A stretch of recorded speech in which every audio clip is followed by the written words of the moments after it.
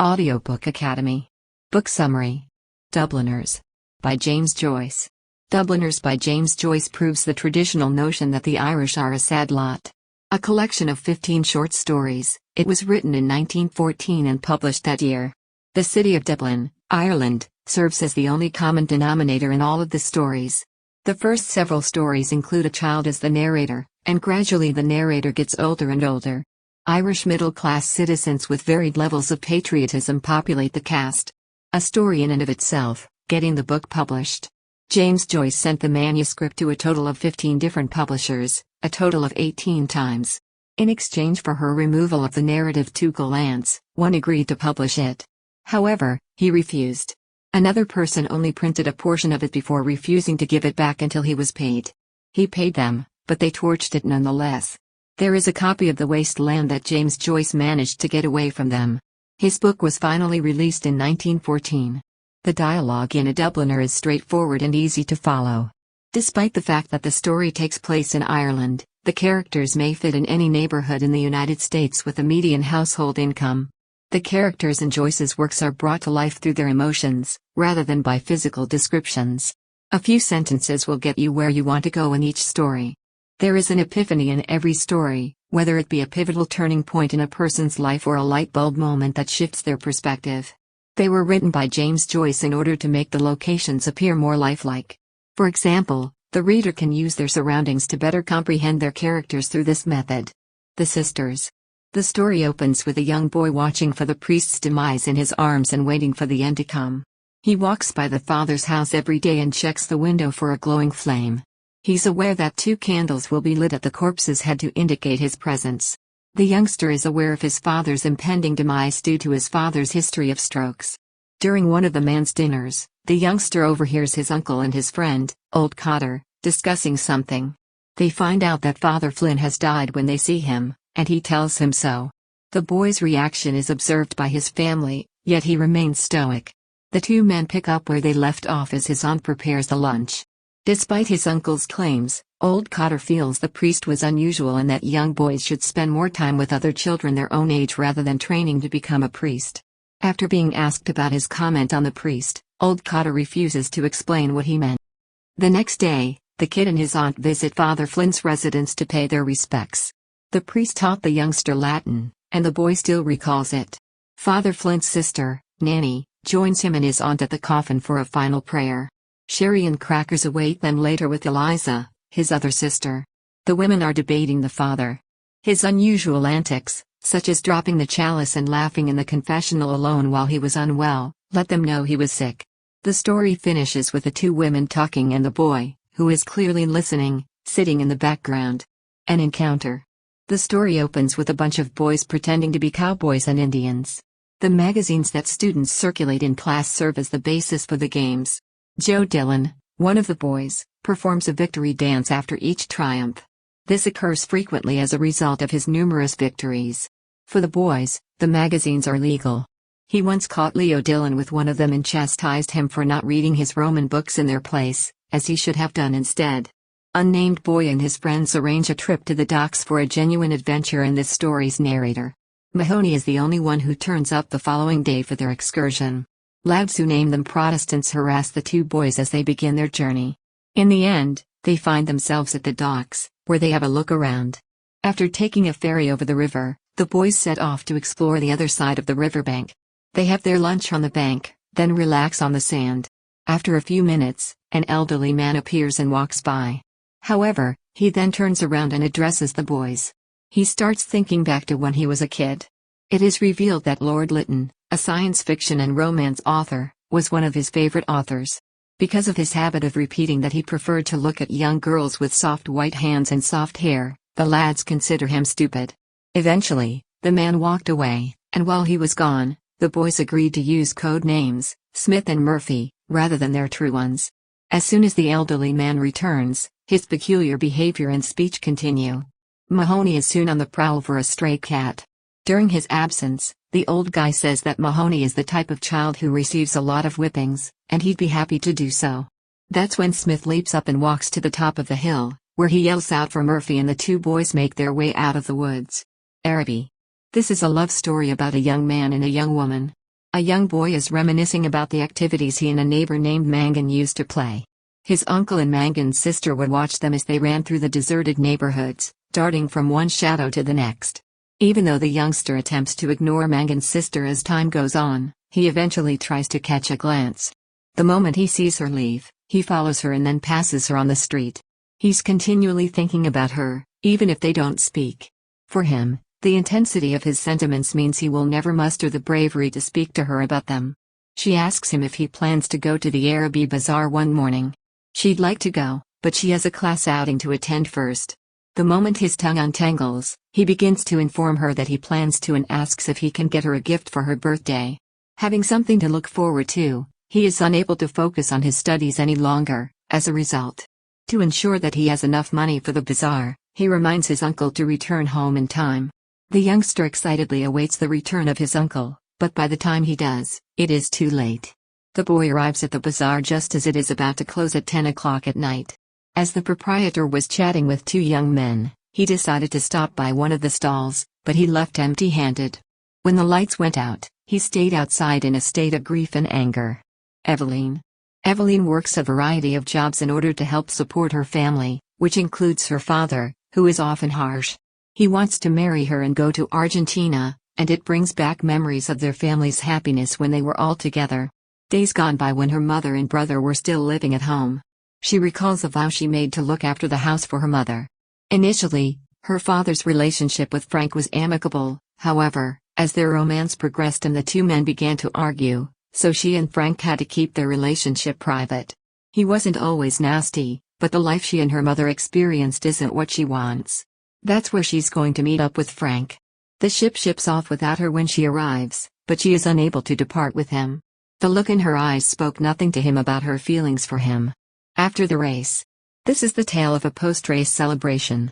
Even though they came in second and third, the audience erupts in applause as the luxury automobiles roll into Dublin.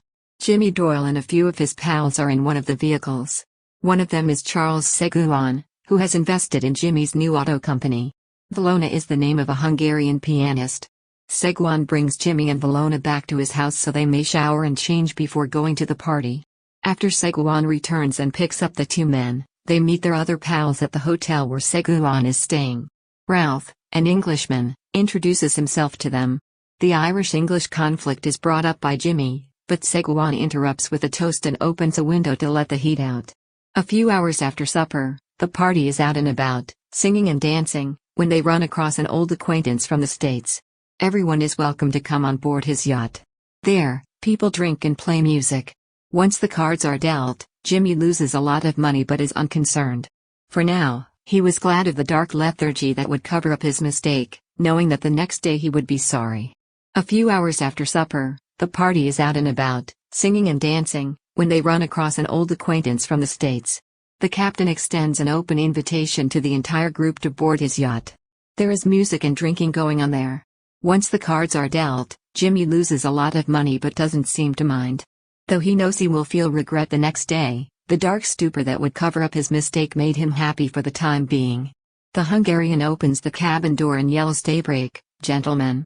At the end of the story, two gallants, Corley and Lenihan, are strolling along the street, chatting about Corley's newest love interest. A maid at a posh estate, she helps him out by robbing the House of Smokes. Despite the fact that he hasn't revealed his identity to her, she'll comply with his every request. "Slaves," he says. When it comes to ladies, Corley admits that he used to treat them well and spend a lot of money on them. Last time he did this, a girl ended up as a prostitute. According to Lenihan, Corley was most likely to blame for this. It is Corley's intention to utilize the maid to steal money from the wealthy family's residence. At first glance, Lenihan appears to be ignoring Corley's presence on the street corner, yet his demeanor suggests that the maid is attractive.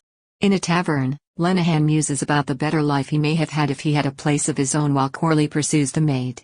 Corley and his maid are waiting for Lenihan outside the pub as he shakes off his sorrow. He keeps an eye on them as they make their way to a gorgeous residence. He sits by the gate and watches as the maid comes in. Her next stop is right in front of Corley, obscuring Lenihan from seeing her actions. Following her return to the house, Corley begins to walk down the street. As he pursues him, Lenihan cries out his name. After a few phone calls, Corley pauses and hesitantly hands Lenehan the gold currency in his hand. The boarding house. The boarding house maintained by Mrs. Mooney accommodates a wide range of guests. Liverpool tourists and musicians from the music hall, although the majority of visitors are city workers. All the local young men referred to her as the Madam, says the author. Mrs. Mooney was granted a divorce by the church after escaping an abusive marriage with an inebriated husband. Her father had left her a butcher shop, but her husband was abusive, so she sold it and founded a profitable boarding home with the money. Her 2 children were born and raised there, and they still reside with her to this day. Mrs. Mooney urged Polly, her daughter, to give up her work as a clerk in town so she could help out at the boarding home. Mr. Duran, a fellow boarder, had recently struck up a romantic relationship with Polly. Although she was aware of their relationship, Mrs. Mooney waited for the proper moment to arrange for him to marry her daughter instead of forcing him on her. To marry Polly or flee away, Mr. Duran is debating.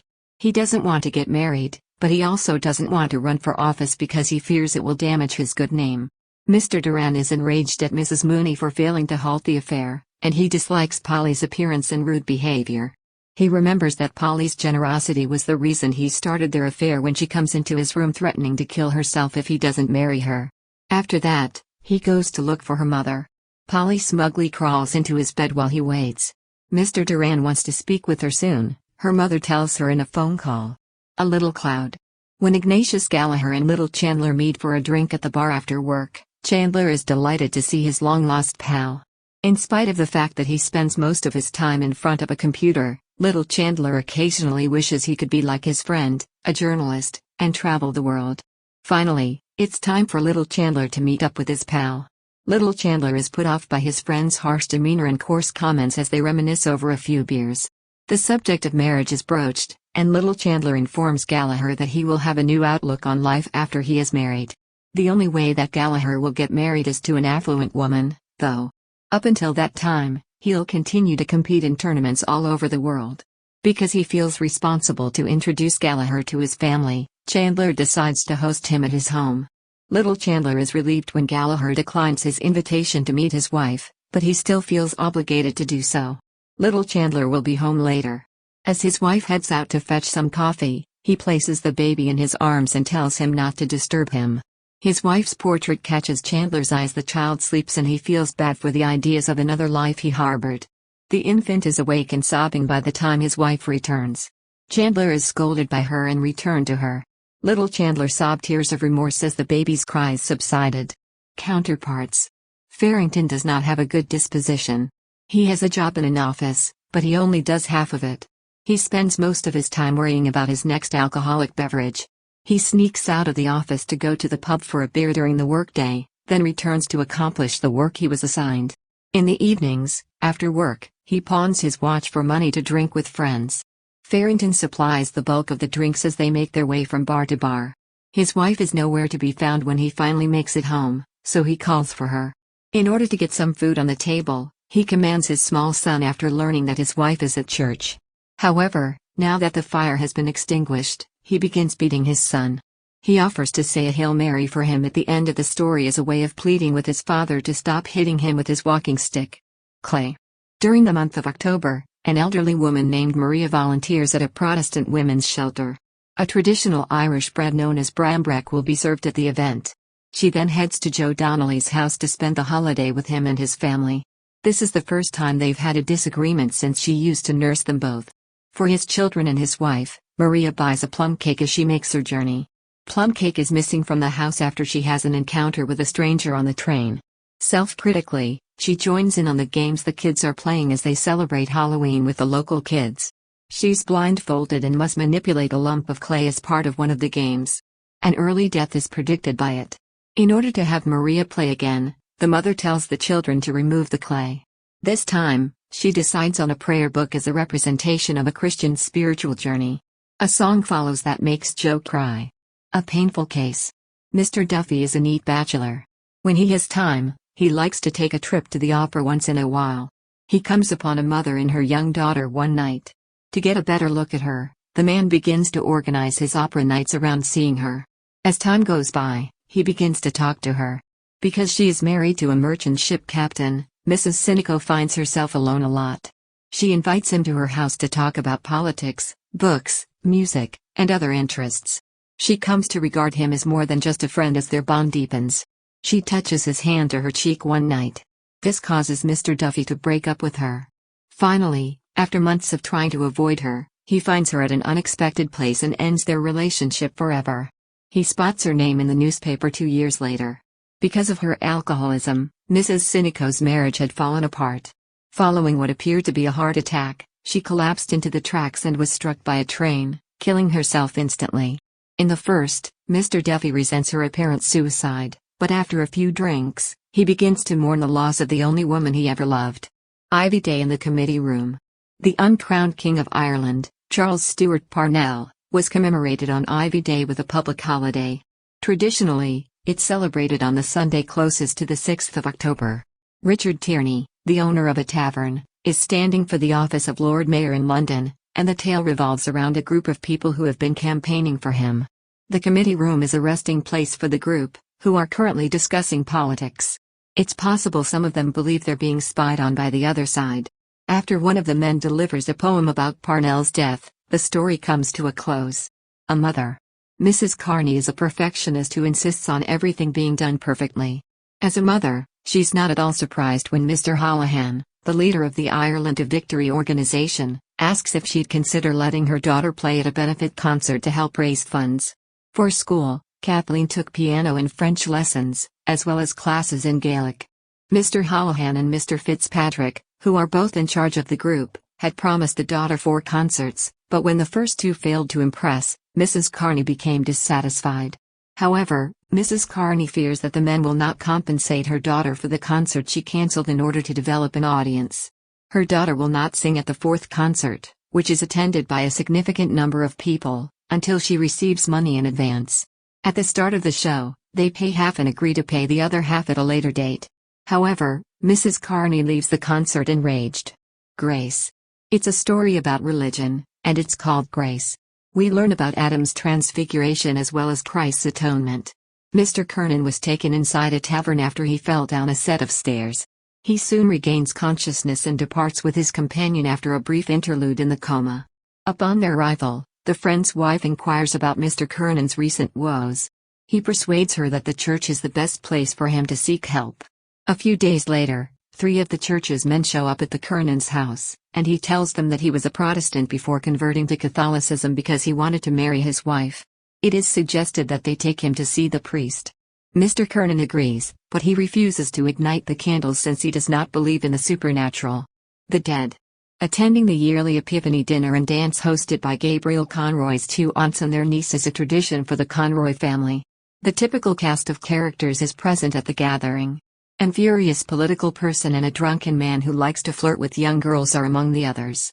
The woman chastises Gabriel throughout the dance and afterward for not being sufficiently Irish. She says he has an accent like an Englishman. Angry, he makes a toast to his aunts, complimenting them on the party, and urging everyone to put their old beliefs to rest. A few minutes before he and his wife were to leave, he noticed her listening to an Irish ballad being performed by one of the other guests. He can't help but think of their courting when he sees her sad face. A young kid who used to sing the song to her died after waiting outside her window in the cold, and she tells him this story when he asks her about it later. During the night, Gabriel wonders if the snow falling in Ireland that night is falling on the grave of a young boy he remembers. Father Flynn, the priest who is dead in the first story, the sisters. When religious leaders in the Catholic Church are mentioned, the reader is left wondering about the ambiguity of his character. Throughout the book, the priests are depicted as being clueless and inept.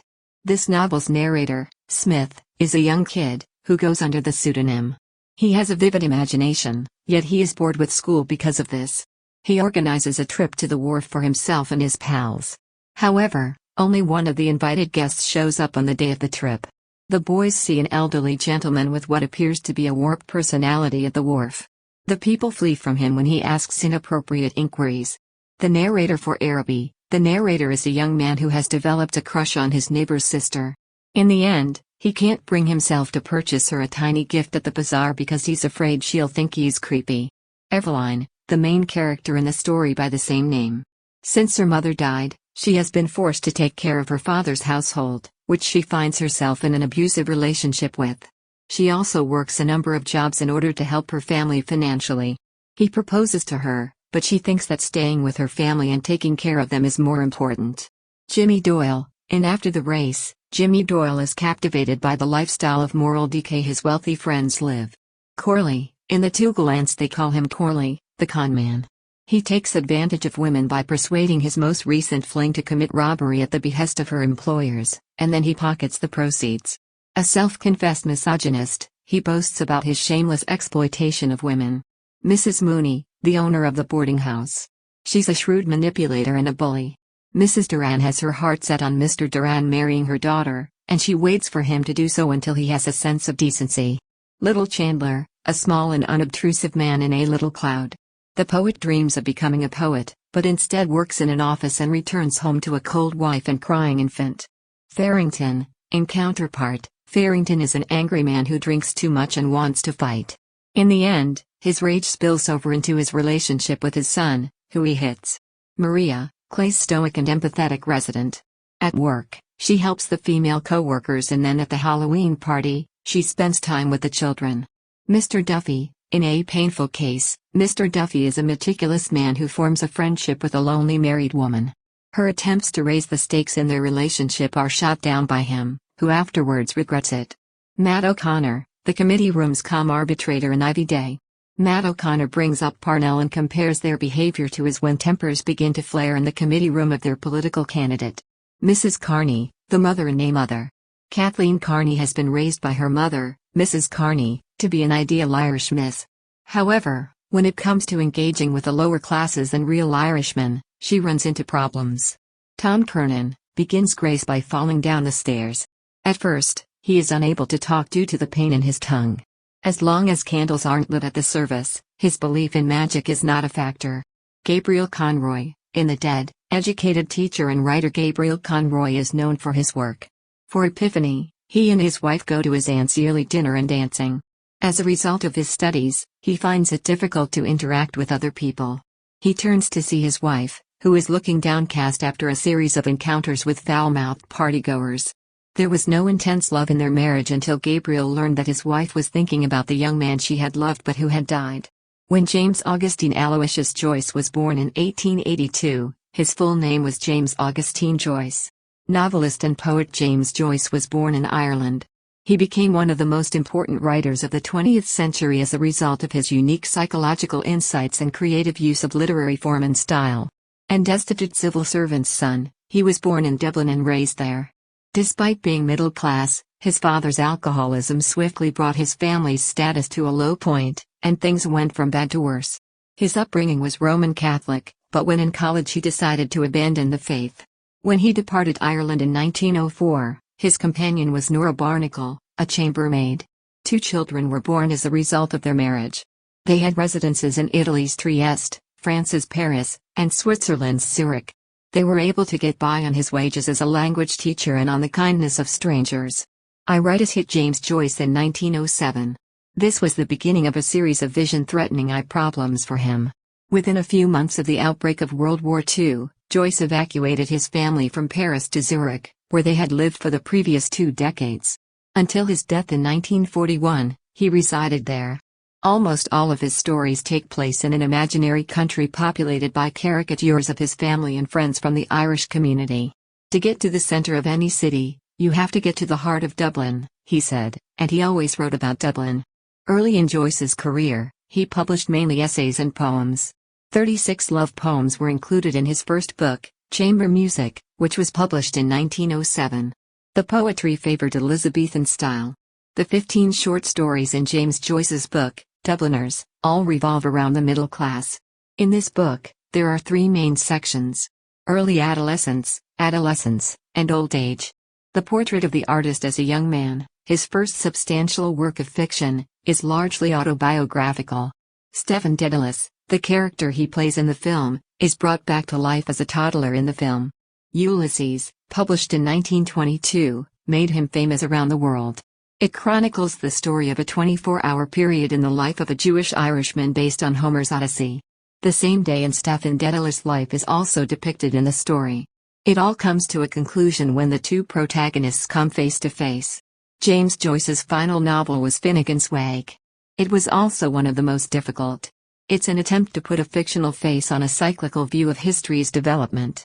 The story is told in the manner of Humphrey Chimpling Earwaker's dreams, which he has throughout the course of a single night. Many historical personalities and legendary animals appear in the novel by Joyce. James Joyce created epiphany through the use of symbols. Some of one's innermost attributes are made manifest in this way. Realism, naturalism, and symbolism were all included into Joyce's greatest works through his use of unconventional methods of expression. Individual moods and characters and the plight of Ireland and the Irish artist are depicted in the older writings, which shed light on their plight at the time. Thank you for listening in Audiobook Academy. Don't forget to subscribe and smash that like button for more content like this. See you in next video.